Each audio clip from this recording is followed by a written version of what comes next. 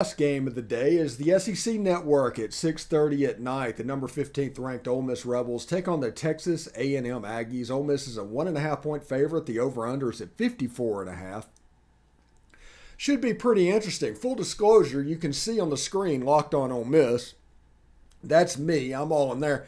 But I'm here with a couple of A&M guys. So we have some probably interesting thoughts about this week. Now, when I look at this game, I think Texas A&M is somewhere around 100 or something in rush defense. They've been a little bit leaky, and as much problem as Ole Miss has had the last few weeks in run defense, A&M's kind of going down that same road.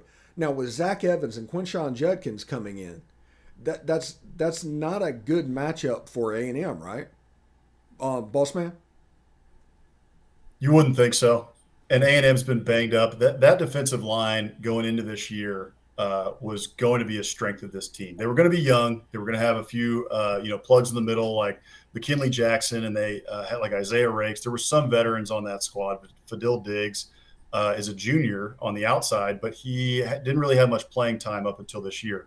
So there was a ton of talent, very high ceiling for that defensive line. Walter Nolan, big time freshman coming in as well. He's gotten a good amount of playing time, but a lot of those five stars that they brought in along the defensive line, and a lot of those players, frankly, have been hurt, injured. It's been just kind of a revolving door on the defensive line for A&M, which has hurt their rush defense for sure. So it really depends. There's so many rumors flying around at A&M, and with Jimbo, you never really know who's going to be on the field until you just watch them walk out and you see who's in the rotation after the first series. So it really depends on who A&M can trot out there, who's healthy, and to see if they can really shut down this Ole Miss rush attack. It's going to be difficult. It's difficult for anybody to try and shut down Ole Miss with Quinshon Judkins and Zach Evans. I think I checked the other day. I know they were one of the top, if not the top, rushing attack in the nation until last week, and now they're still up there at number 3 because they've just been running all over people. So that is very obviously the biggest challenge this week for A&M. Jackson Dart has still been sort of shaky through the air. He's that's what you have to do if you're A&M. You got to shut down that rushing attack, and you got to dare Jackson Dart to throw the ball and beat you through the air. So I expect to see that from A&M. I expect a 4-man front, and I expect them to try and load the box to try and finish off that rushing attack from Ole Miss. So we'll see if they can do it. Now, Hammer, Lane Kiffin and DJ Durkin. DJ knows what Lane doesn't like to go against. Lane knows what DJ struggles with. Who do you think has the advantage in this matchup?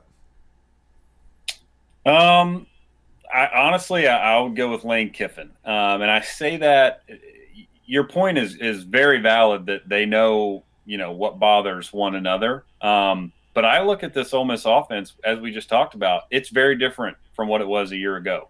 DJ Durkin did not coach at Ole Miss when they ran the ball this well and this often. Last year they ran the ball very well with Matt Corral, but they were also taking more shots. Matt Corral, Kiffin just trusted him a lot more than he does Dart at this point. So the way I look at it, I think there's certainly advantages to both sides, knowing what gives the other one trouble. But I think we've seen A&M's defense be leaky this season. They're very much, at least what they've been doing, is very much a bend, don't break. They're giving up yards on the ground. They give up yards through the air. Their red zone defense has been pretty dang good. And I just think, honestly, Ole Miss has changed a lot of what they do this year to really fit their personnel. So I don't think what Durkin knows about, Lane is necessarily as applicable as it maybe normally would be with the style of play that Ole Miss is doing this year. And frankly, I just think if you were to, compare the two and say who has a better offensive mind versus Durkin's defensive mind, regardless of what their previous coaching stops were, I think Lane is a better offensive coach at this point than Durkin is a defensive coach. So I would lean Lane in that matchup here. Yeah, it should be pretty interesting. My whole thing, and I'm going to interject on this one for obvious reasons, is this game is both teams are going to have about 65 to 75 snaps offensively in this one. Texas A&M can give the ball to Devon Achane 25 times. There's still 50 other chance, 40 other snaps that they have to figure out what to do, and I think that's what's gotten A&M in trouble. Ole Miss can give Zach Evans 25, and then Quinshon Judkins 25, and that can stress out that A&M defense a little bit more than they might be used to. So I think that might be a little bit of an advantage. Now, I will say this: this is A&M's first conference home game, like played in Kyle Field, like right before November. Whoever did the schedule should be fired. So we'll see. A&M has the talent. They have a top 5 in college football roster, the ability to rise up. So that can happen. That would not surprise me if it did. But I think just if you want to look at it analytically based on what's happened, Ole Miss should have the advantage in this game. What do you think, boss man? No, I don't disagree with you there. Ole Miss, you look at this whole thing. Ole Miss is 7-1. A&M is licking their wounds. You look at this. Everything that's coming out of College Station right now is that A&M has a fractured locker room. Who knows if all these kids that they just brought in from the number 1 class are going to transfer? Is Jimbo the guy? There's all this kind of dust and fog that is surrounding the A&M program right now. Whereas Ole Miss suffered a tough loss last week, but nobody is worried about Lane Kiffin's job. Everybody thinks that Ole Miss is still on the right track and still going the right way. They're worried about this upcoming stretch on Ole Miss's schedule because it was backloaded. But I'm with you. That's kind of what I'm thinking about with A&M is like they have all of this talent and they haven't been able to put it together yet. But what happens when they do? They can put it together. And I think that, I was listening to Josh Pate on Late Kick this morning, and he was saying he's probably going to pick A&M. He didn't make his pick today, but he said, I'm probably picking A&M because they're got to put it together at some point. And Jimbo Fisher has a proven track record over the course of a long time, except for that last year at Florida State where the guy's a winner. So, like, when do they put it together? I'm feeling like Bon Jovi right now. I'm living on a prayer that A&M can win this game. And I think that they can. Haynes King is supposed to be playing this week. It sounds like he's going to be healthy. You got Devon Achane. I just expect the big issue that A&M has is the offensive line. They've got 3 starters now out on that offensive line, and that offensive line has not performed well to date. So with 3 starters out that weren't performing that well anyway, and now you got to have your backups come in and try and protect Haynes King, who's seen the grass more than most cows do in their lifetime this year. That's my big worry. I do think that A&M on defense, they have a better secondary than most folks think they do. That secondary is very good. Denver Harris being out is an issue. They've been banged up. So again, we don't know exactly who's going to be out there. But as long as A&M is decently healthy in the secondary, I think that they can give Jackson Dart some fits. I think that they can load the box and probably, they're not going to hold Ole Miss under 150 rushing yards, I don't think. But I do think that the bend don't break mentality that they've had all year, I think that they can probably do that in this game. If A&M wins this game, it's going to be ugly. A&M doesn't score points. I think that, A&M probably still won't score points in this game. They're going to have to score probably a total of 24 to 28, in my opinion, to get it done. And you're probably going to have a defensive score, a defensive touchdown, a turnover, right, that turns into points.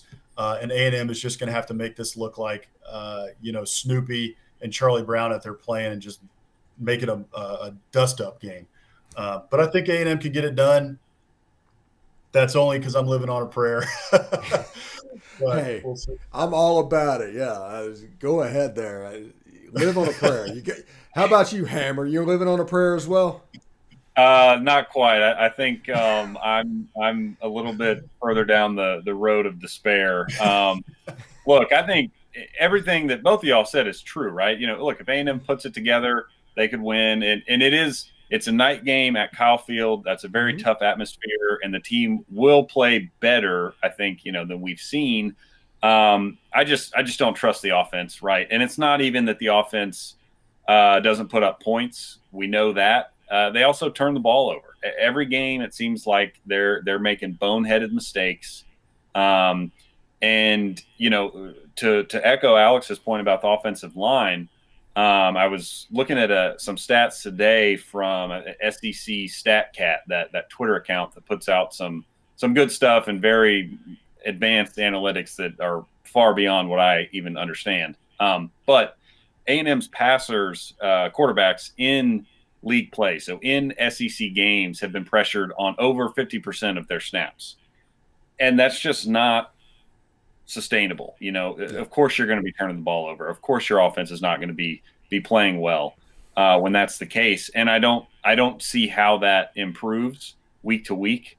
South Carolina was all over A&M's quarterbacks. Obviously Alabama was, Mississippi State was. I mean, every team that A&M has played has gotten to the quarterback repeatedly, and Ole Miss is going to be able to do that again. So barring, again, a defensive touchdown or, A&M getting some breaks in the turnover game, like they did against Alabama, I don't know how they pull this win off. I think it'll be close because I do think the A&M defense will be able to keep them in it as they have every single game. I don't trust the Aggies offense enough to score points here. I think Ole Miss will score somewhere in the neighborhood of 28 points, and A&M has proven over and over again that they're not capable of getting to that that threshold. So I like Ole Miss to win here. And look, this is one of those things I said I'm further down the road of despair. Well, A&M has been a wounded animal, a dog backed into a corner for weeks now, and they still can't get over the hump. So is it possible this week? Sure. But I'm done expecting them to show that when they've repeatedly not. So I like Ole Miss to win here. And I suppose cover because it's a close spread. Yeah, it's essentially a money line pick. And my pick, I'll give mine on this one. I'm going with Ole Miss 34, A&M 27. I think Ole Miss gets over 30. Texas A&M can't score over 30, but it's more like Auburn to where all of a sudden, hey, this offense for A&M has some life. That's what I think will happen in this game. This game is at 6:30 Central, Saturday night on the SEC Network. Ole Miss a 1.5 point favorite. Over under at 54.5 points. Should be a lot of fun. Either I or the Biscuits and SEC folks will not be having a good Saturday evening. But guys, thank you very much, and we will, of course, see you next week, okay?